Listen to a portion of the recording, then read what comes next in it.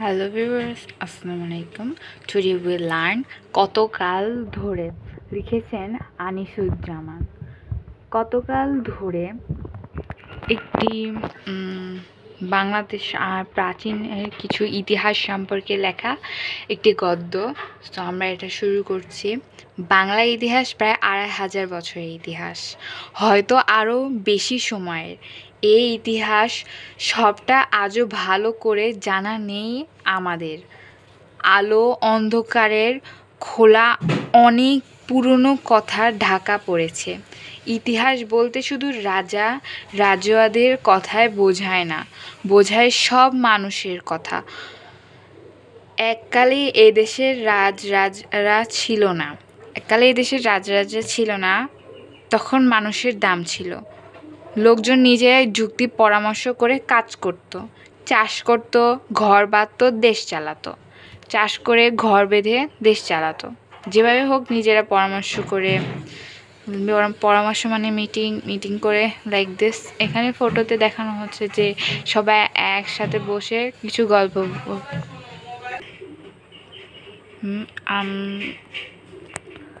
তারপরে লেখা আছে, তারপর ২৩০০-২৪০০ বছর আগে রাজা এলেন এদেশে।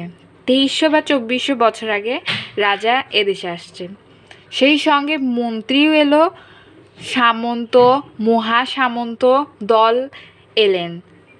এত লোকলঙ্কর বহাল করা হলো, এত ব্যবস্থা, কত নিয়মকানুন দেখা দিল। রাজারা আসার পরে অনেক নিয়মকানুন, ব্যবস্থা ইত্যাদি দেখা গেল। রাজারা এসেছে, তার সাথে মন্ত্রী, সামন্ত, মহাসামন্তরাও এসেছে, সাথে লোকলঙ্কর বহাল করা হলো। তারপর এক কথায় তখন কারো গর্দান যেত, গর্দান মানে মাথা কাটা যেত। কেউ বড় লোক হয়ে যেত কারো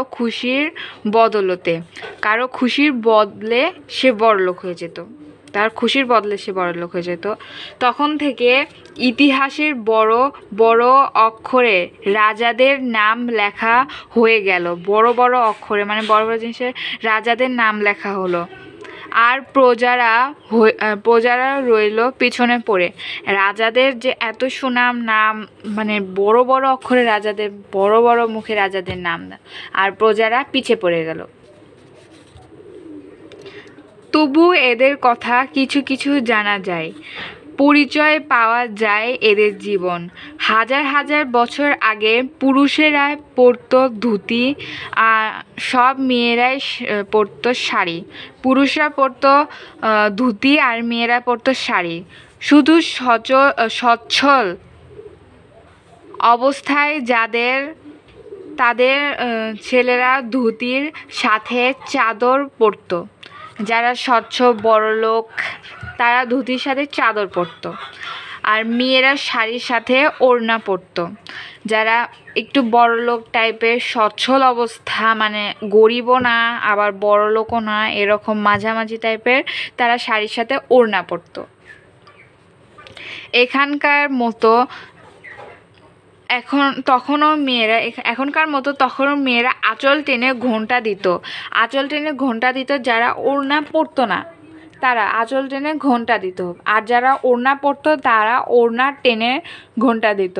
তবে ধুতি আর শাড়ি দুই হতো বহরে ছোট, তাই নানা রকম নকশা কাটা হতো। মখমলের কাপড় পরতো মেয়েরা, এটাও ইম্পর্টেন্ট। সবাই মখমলের কাপড় এক ধরনের কাপড়, সেটা তখন প্রচলিত ছিল। মখমলের কাপড় পরতো মেয়েরা। নানা রকম ক্ষুদ্র পাটের ও সুতার কাপড় ছিল। নানা রকম ক্ষুদ্র পাটের ও সুতার কাপড়ের তখন চল ছিল। জুতা পরতে পেত না সাধারণ লোক, শুধু যোদ্ধা বা পাহারাদাররাই জুতা পরতো। সাধারণ লোকরা জুতা পরতে পেত না। জুতা ব্যবহার করত। সাধারণে পরতো কাঠের খড়ম। এটা এক ধরনের জুতা, কাঠের খড়ম। ছাতার লাঠি ব্যবহার ছিল। ছাতার যে লাঠি সেটার ব্যবহার ছিল। রাজসজ্জার দিক থেকে বেশি ঝোঁক ছিল প্রাচীন বাঙালির। সাজসজ্জার দিক থেকে বেশি ঝোঁক ছিল প্রাচীন বাঙালির। আগেকার মানুষের সাজসজ্জার দিক থেকে বেশি ইয়া ছিল। চুলের বাহর ছিল দেখার মতো, মানে অনেক সুন্দর ছিল মনে হয়, দেখার মতো। বাবরি রাখতো ছেলেরা বাবরি চুল রাখতো। বাবরি মানে একটু বড় সাইজের চুল। না হয় মাথার উপরে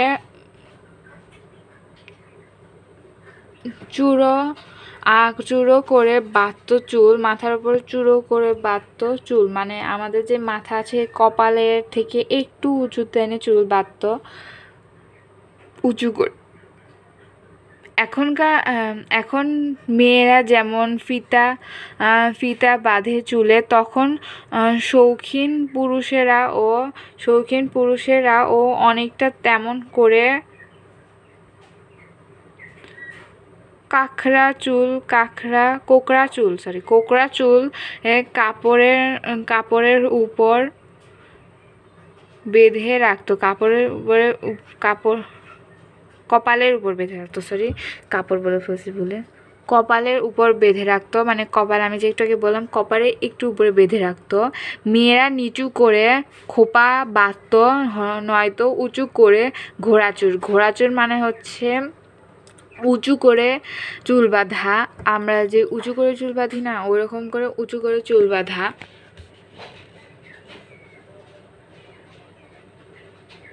কপালে টিপ দিত, পায়ে আলতা, চোখে কাজল, আর খোঁপায় ফুল, নানা রকম প্রসাধনীয় ব্যবহার করত তারা। আজকে এই পর্যন্তই। আমরা সাজসজ্জার বিষয় আর বাঙালির কিছু ইতিহাস সম্পর্কে পড়েছি। আজকে এই পর্যন্তই, বাকিটুকু আপনাদের আমি পরের ভিডিওতে দেখিয়ে দিব।